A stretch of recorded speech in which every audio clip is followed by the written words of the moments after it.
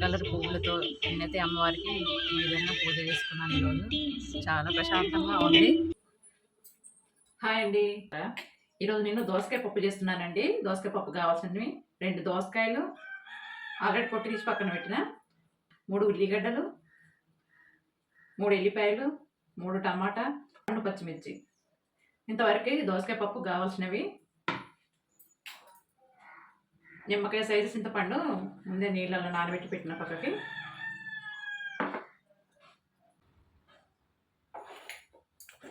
ఇది వేయించిన పప్పు అండి. ఈ వాటర్లో పోసి నానబెట్టి కడిగి పక్కన పెడతాం.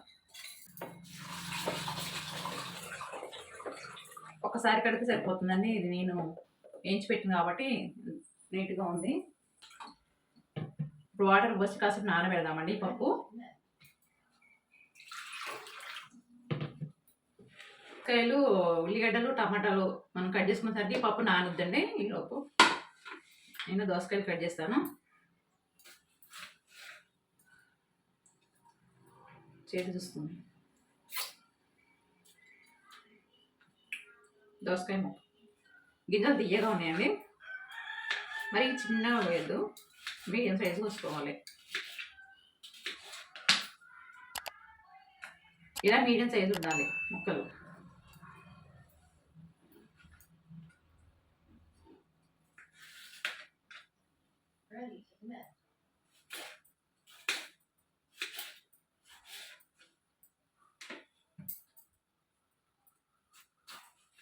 రెండు 200 గ్రాముల పప్పుకి నేను 2 దోసకాయలు తీసుకున్నాను. ఇవి కూడా తీయకున్నాయండి. దోస గింజలు తీయని అవసరం లేదు, చాలా బాగుంటుంది పప్పులు వేస్తే. ఇష్టం లేని వాళ్ళు తీసేసుకోవచ్చు.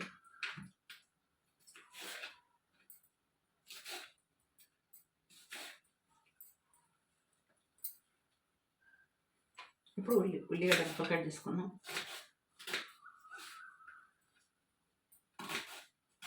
ఇవి కూడా మీడియం సైజులో కట్ చేసుకోవాలి.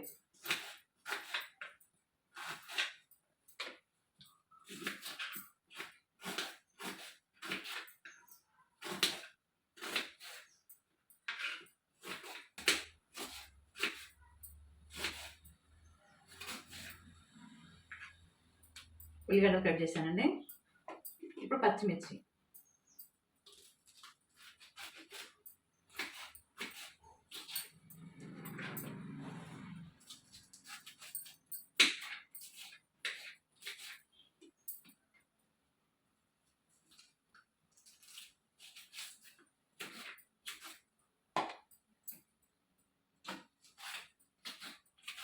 ఇవి కూడా పప్పు ఉడికేటప్పుడే నేను పప్పులోనే వేస్తాను.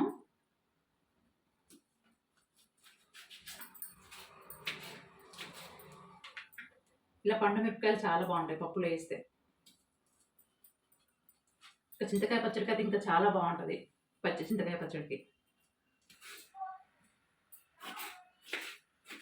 3 టమాటాలు వేసుకున్నాను. ఇవి కూడా మీడియం సైజులో కట్ చేసుకున్నాను.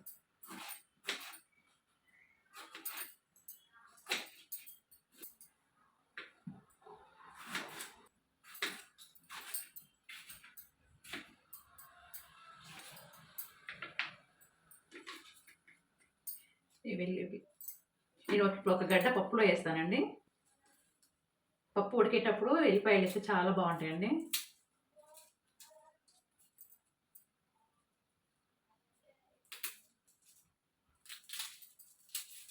పప్పుకు ఎల్లిపాయలే బాగుంటాయి.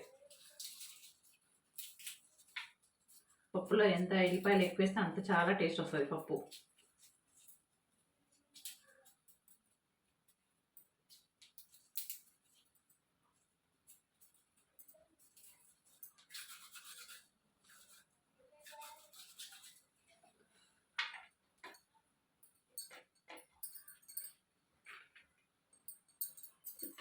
ఈ 3 పోపులో వేస్తాను.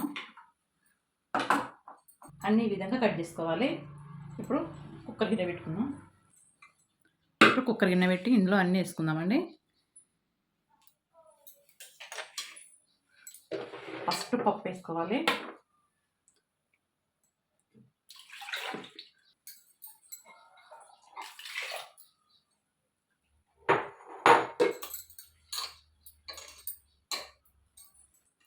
ఇప్పుడు పప్పు ఇందులో వేసాం కదండి, కొంచెం పసుపు వేయాలి. ఎల్లిపాయ పప్పులోనే వేయాలండి, పప్పులో వేస్తే స్మెల్ బాగా వస్తుంది. దోసకాయలు, ఉల్లిగడ్డ ముక్కలు, పచ్చిమిర్చి ముక్కలు, టమాటా ముక్కలు,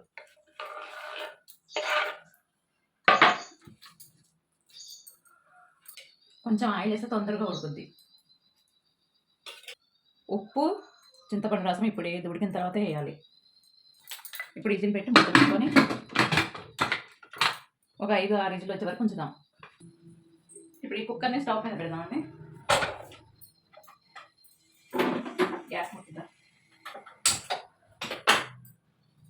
5-6 ఇజిల్ వచ్చే వరకు ఉంచుదామండి.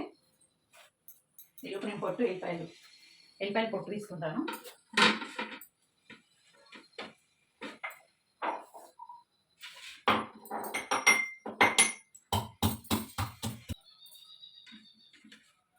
అన్నీ ఇలా పొట్టు తీసి పెట్టుకోవాలి పక్కన. ఇప్పుడు 5 ఇజిల్ అయితే వచ్చాయండి. మూత తీసి చూస్తాను. ఫస్ట్ ఇజిల్ తీసుకోవాలి. పక్కన బియ్యం రెడీ పెట్టాలండి. పప్పు రెడీ అయ్యేసరికి అన్నం కూడా రెడీ అవుతుందండి.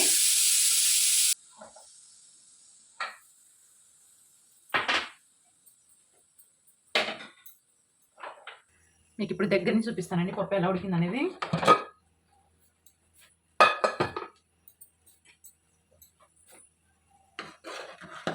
చూడండి ఎలా మెత్తగా ఉడికిందో.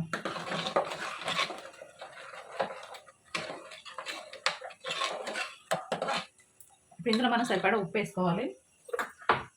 నేనైతే దొడ్డు ఉప్పు వేస్తున్నాను. 2 స్పూన్లు వేసానండి.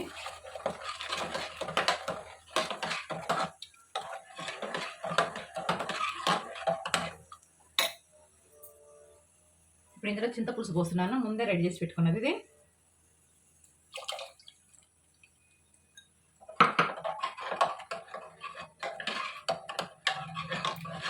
కారం పడుతుందో లేదో చూస్తానండి. ఇప్పుడు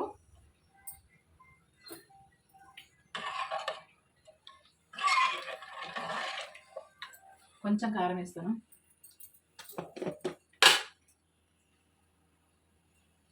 కొంచెం వేస్తాను.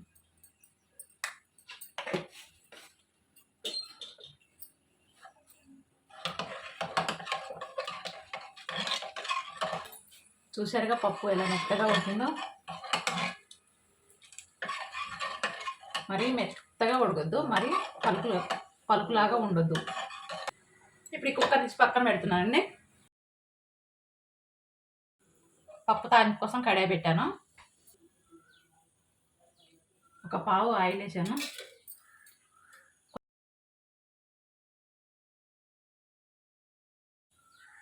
తాలింపులో నెయ్యి వేస్తున్నాను కొంచెం. ఇప్పుడు ఎల్లిపాయలు అయితే చిన్న రోట్లో కచ్చాపచ్చగా దంచుకోవాలండి.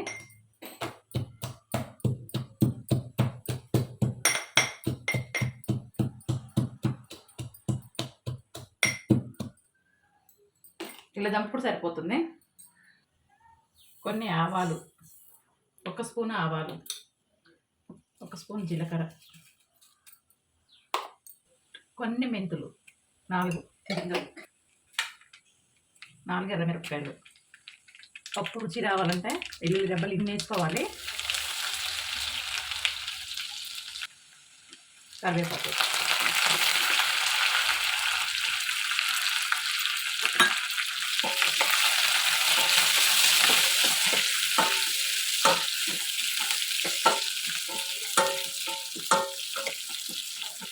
పచ్చిమిర్చి పప్పులో వేసాను కాబట్టి నేను తాలింపులో వేయలేదు. కొంచెం పసుపు,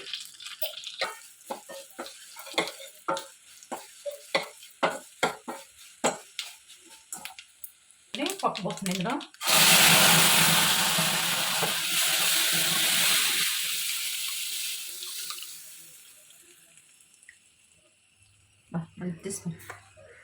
మంచి వాసన వస్తుంది పప్పు నెయ్యి తాలింపు కాబట్టి.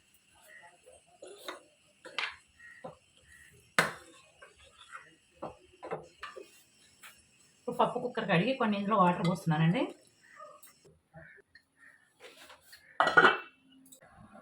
ఒకసారి మూత తీసి చూద్దామండి. పప్పు ఇలా ఉడికేటప్పుడు ఆఫ్ చేసుకోవాలి స్టవ్ కూడా.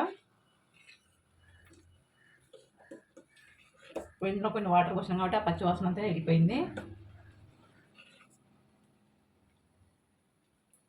ఇప్పుడు స్టవ్ అయితే ఆఫ్ చేస్తున్నానండి.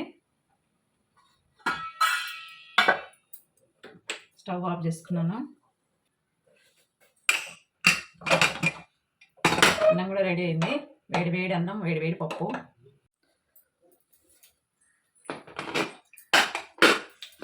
వేడి వేడి అన్నం.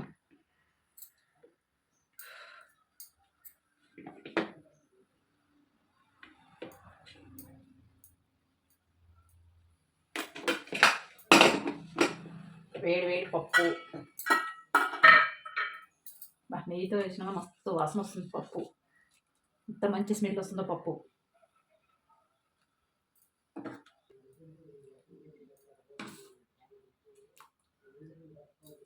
చూసారు కదా, మీరు కూడా ఇలా చేసుకొని తినండి. చాలా రుచి ఉంటుందండి పప్పు. కొంచెం నెయ్యి వేస్తున్నాను. ఆల్రెడీ నేను తాలింపులో నెయ్యి వేసాను. ఒక్క మామిడికాయ ముక్క బాగుంటుంది పప్పులో.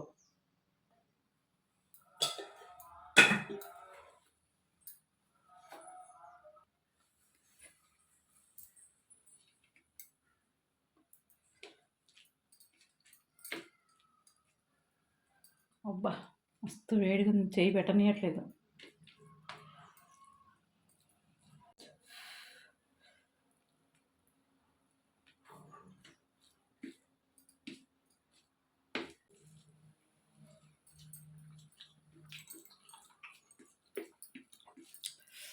చాలా బాగుందండి. ఉప్పు, కారం, పులుపు అన్నీ మంచి పర్ఫెక్ట్గా సరిపోయింది. చాలా అంటే చాలా బాగుంది. మీరు కూడా సేమ్ ఇదే విధంగా చేసుకొని తినండి.